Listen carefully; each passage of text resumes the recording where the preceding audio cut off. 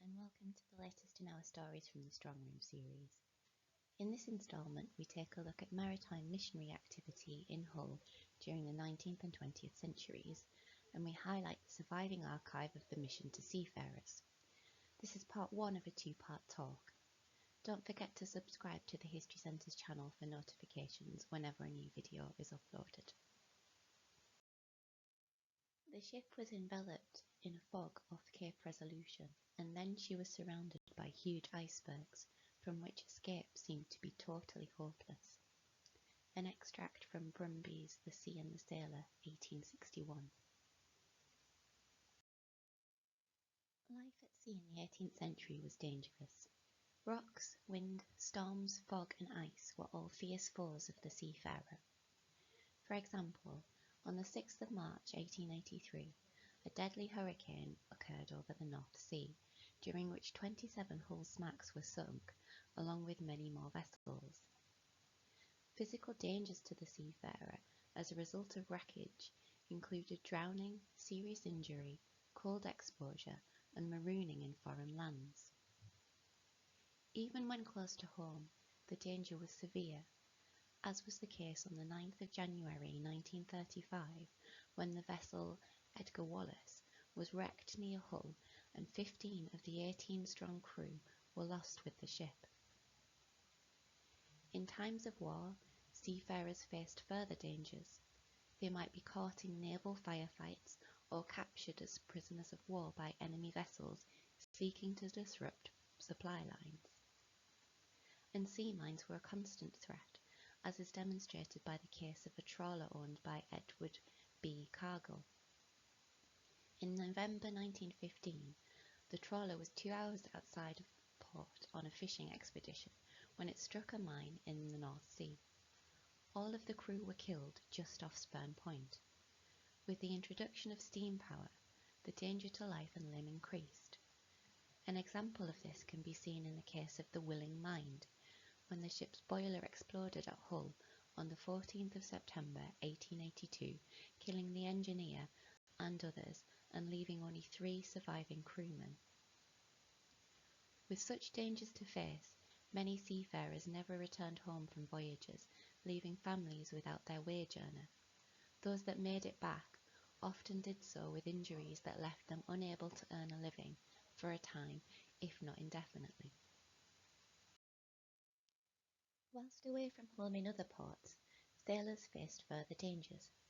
With little to occupy them and no home to go to, sailors had to find bed, board and entertainment. This left many open to the practice of crimping, whereby an unscrupulous agent in port would provide sailors with lodgings, food and entertainment in exchange for their wages. When the wages ran out, the sailor was left in debt to the agent, who would then arrange further work, taking the sailors' wages in advance in order to pay off their debts. Entertainments in port usually consisted of drinking and prostitution, which often left sailors open to being victims of petty crime such as assault and theft. A drunken and distracted sailor was an easy target for a pickpocket. Lack of education and drunkenness were seen as contributing factors, making seafarers more susceptible to unemployment, poverty, and schemes such as crimping. In a society where church-going and religious observation was still a core societal expectation, these problems were interpreted by some as a moral failing of the individual. The individual was seen as requiring spiritual awakening in order to better educate themselves and correct their behaviour, the ultimate goal being to set themselves on a path towards the next life. Spreading religious awareness through moral re-education became a mission for some Christian organisations in this period. This is an extract from the diary of John Hall Oliver, who was a chaplain working for a local missionary society. The entry reads, Monday, March 23rd. This day I commenced the important work of trying to rescue seamen, rivermen, etc. from the grasp and power of Satan, to bring them to the Lamb of God, who taketh away the sin of the world. Visited the docks, boarded several ships, gave handbills and a word of seasonable advice to the crews. In port towns like Hull, where the dangers of seafaring life were most keenly felt, we find lots of evidence of missionary activity directed towards saving the soul of the seafarer. May God protect you through the deep, and guide and guard and safely keep, and bring you back and bless your store, and take you home when time's no more. An extract from a hymn by Reverend S. Lane.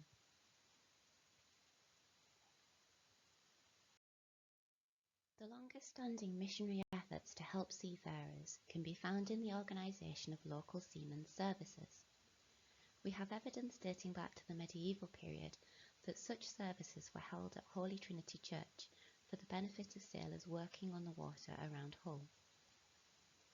During the late 18th and early 19th centuries, we find more evidence through newspaper reports and printed accounts that special services were held at the beginning of the whaling and fishing seasons. This was to catch seafarers before the fleets left port, sending them on their way with the religious messages and moral lessons that preachers felt were necessary to protect and guide the individual during their time at sea. From the newspapers, we also know that both Waltham Street Chapel and Fish Street Chapel were used as regular venues for seamen services throughout the 19th century. A feature of these services was the delivery of a sermon by a preacher who selected themes and Bible quotes with relevance to the seafaring life. Reference was often made to the physical dangers of being at sea, which must have been a worry for seafarers about to set sail. The promise of eternal life in a Christian heaven was spoken of as a reward for a good life lived, should the worst happen. To this end, individuals were encouraged to live according to the Word of God and to aspire to gain certain Christian virtues. Thus, it was intended that the words of a minister delivered during a sermon might be seen by the congregation as a comfort in the face of the unpredictability of the sea. At the same time, these services functioned as a forum in which the minister could spiritually guide and educate the listener. Notices advertising services were placed in local newspapers, and reports relating the content of sermons were printed after they had taken place. It was common to find the full printed texts of these sermons on sale in local bookshops.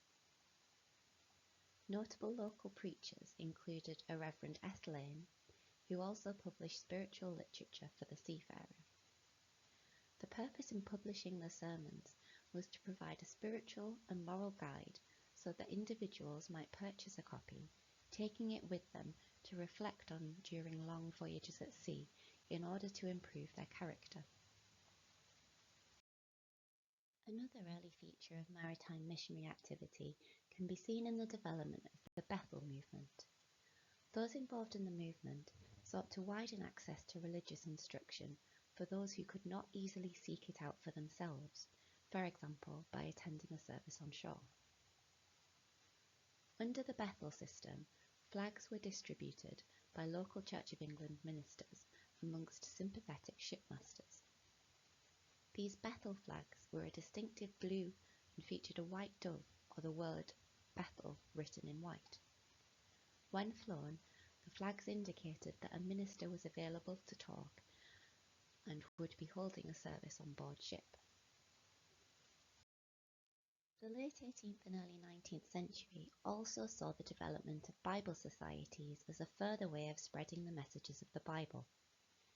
Out of this wider movement, a number of marine Bible societies were established in major ports across the country. These societies provided the opportunity for individual seafarers to purchase Bibles at reduced prices. The intention, again, being that individuals might learn from the text and make changes to their lives, bringing them to a spiritual and moral awakening. In Hull, this work was undertaken by the Hull Marine Bible Association, formed in 1817. Meetings of the society were held at a boys' school in Salthouse Lane, before later moving to the Mariners' Church on Prince's Dockside. Subscriptions to the society were taken up by merchant ship owners and fishing vessel owners who felt that the scheme might benefit their crews. Whilst reports of the association's meetings repeatedly remarked on the popularity and value of the work being undertaken, the same reports noted financial problems. Subscriptions apparently did not cover the outlay required by the association in order to purchase Bibles and texts, and because they were sold at reduced prices, this money was never recovered.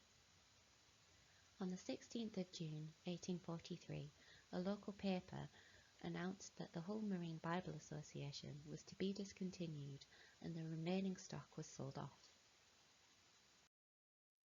But a key development in maritime missionary activity is found in the formation and proliferation of local committees and societies during the early to mid-19th century, whose activities sought to bring together various aspects of the work of the individual preachers, the Bethel Movement and the Marine Bible Societies, in order to deliver a more coherent religious ministry to seafarers. The work of these local missionary societies involved the distribution of Bibles and the delivery of religious services, but also included further educational work. For instance, many concerned themselves with establishing lending libraries, which stocked moral and religious texts, as well as practical and instructional texts on a variety of occupational subjects. In addition, recognising the foreign seafarers' need to find a safe and cheap place to stay whilst in port, many of these local societies sought to establish sailors' hostels and recreational institutes where sailors would not fall prey to crimps, pickpockets and prostitutes. In Hull, 2 such local societies developed during the early 1800s, inspired in their work by the teachings of the Church of England. On the 19th of April 1821, a group of philanthropic people with shipping-related interests in Hull met at a schoolroom in Salthouse Lane to form the Port of Hull Society for the religious instruction of seamen. The society aimed to improve the spiritual and moral welfare of the seafarers in the Port of Hull through the promotion of religious education. The society acquired the Valiant, a former Dutch warship, and converted it as a floating chapel. The floating chapel opened in Queenstock on the 5th of October 1821, so that seafarers and their families could attend regular services. It was later moved to Junction Dock, now known as Prince's Dock.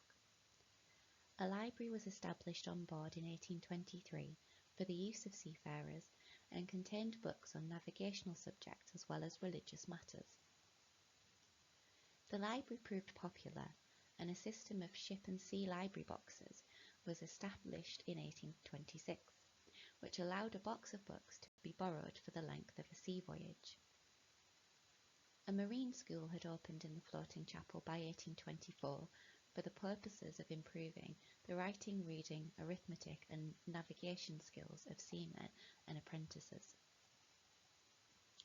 Classes were held several evenings a week, and a Sunday school was also in operation. After a few years of the society's operation, shipmasters reported lower rates of drunkenness as a result of the facilities offered on board the Valiant, and the endeavour was classified as a success. The society sought to extend the work, and in 1834 instituted a Seamen's Missionary post to minister to seafarers wherever they might be found. The missionaries' work involved visiting seafarers on board ships, in local institutes and at home. Missionaries were also responsible for holding services at various chapels in the city, delivering religious tracts to the seafaring community, and listening to the stories of the men and their families. One of these missionaries was John Hall Oliver, whose journal has survived amongst the records of the National Mission to Seafarers. In the journal, he records visiting the docks to chat to seafarers, inviting them to services held on board the floating chapel, and following up with individuals at home who he knew were not attending services, in order to convince them of the benefits, as this diary suggests. Wednesday, March 25th. Visited the docks. supplied the brig Henry with a portable library, conversed freely with seamen on the quays in groups who generally answered, "Assist us in getting our wages, and then we may attend to your advice." Visited 3 seamen's families. In 1850, the Valiant was broken up after almost 5,000 services on board, the society having outgrown the space and a permanent Sailors' Institute having been established at 9 to 10 Waterhouse Lane. The foundation stones of the new institute had been laid in 1842, and the building contained a chapel, a library and a reading room, a schoolroom and a committee room. It remained in operation until air raids destroyed the building during World War II. In addition to the Waterhouse Lane Institute, the Society also operated a mission hall at Alexandra Dock, a sailors' mission and institute at Williamson Street, and a fisherman's Bethel on Hessel Road. A sailors' hostel was briefly opened in Carr Lane on the 8th of April 1941, however the hostel was destroyed during an air raid 17 days later. The second local society developed out of the Port of Hull Society. On the 20th of November 1827, a group of Church of England members, formerly part of the Port of Hull Society, split from them to form the Mariners' Church Society. Their objective was to open a Mariners' Church and a school for sailor boys. On the 19th of February 1828, the Mariners' Church, formerly Ebenezer Chapel, opened on Dagger Lane, with a new entrance on New Dock Street, later known as Junction Dock Street, now Prince's Dock Street. It was reputed to have been the first Mariners' Church in England, and housed an evening school for apprentices and seamen, as well as a Sunday school. Subjects taught at the evening school included reading, writing, arithmetic and basic navigation, whilst the Sunday school provided religious instruction in line with Church of England teachings. A new church was constructed on the site, which opened on 15th of June 1834, and a port chaplain worked out of the building to provide ministry to seamen. Independently of the Mariners' Church Society, a Sailors' Rest Society was founded in Hull. In 1856, a committee was formed by the Society for the purpose of establishing a hostel for sailors to provide cheap and safe alternative accommodation to private lodging houses. Local ship owners, Hull Trinity House, and other interested parties donated money. Premises were purchased in Salthouse Lane in June 1859, and in May 1860 the Sailors' Rest Home was opened. It provided single and double bedrooms, a reading room, fresh water and soap, and a weekly room rate included the washing of 10 pieces of clothing. Dinner could be provided for a small charge. In 1904, the entrance to the building was altered from Salthouse Lane to Alfred Gelder Street.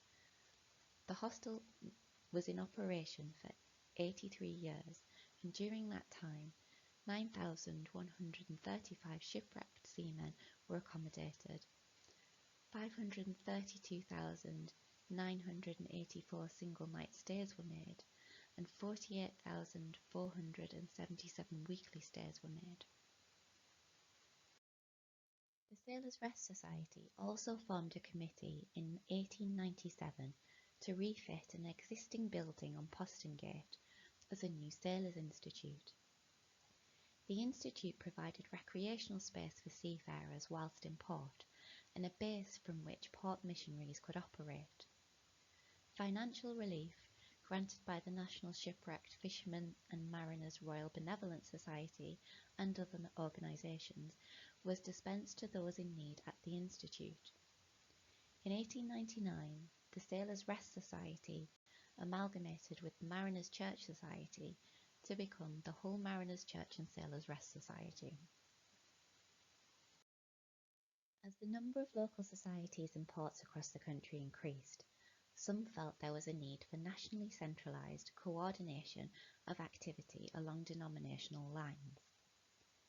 In 1856, the Missions to Seamen was established in London with the objective of coordinating local activity already seeking to provide spiritual ministry and emotional welfare support to seafarers in port according to the teachings of the Church of England, such as that undertaken by the Port of Hull Society and the Hull Mariners' Church and Sailors' Rest Society. A key mechanism for achieving this objective was the appointment of chaplains funded by the Society to work locally in ports, undertaking ship and hospital visits, leading religious services, and distributing reading material to seafarers in port. Many of these chaplains appear to have worked in conjunction with pre-existing local groups. However, the process of coordination and amalgamation could be slow, with some local societies reluctant to work with chaplains or to relinquish administration to a national organising committee. So what was the story of the Missions to Seamen in Hull? To answer this question, we can turn to the records within the Society's archives, which is held here at the History Centre as part of the University Archives. But to find out more, you will have to wait until part 2 of this talk is released.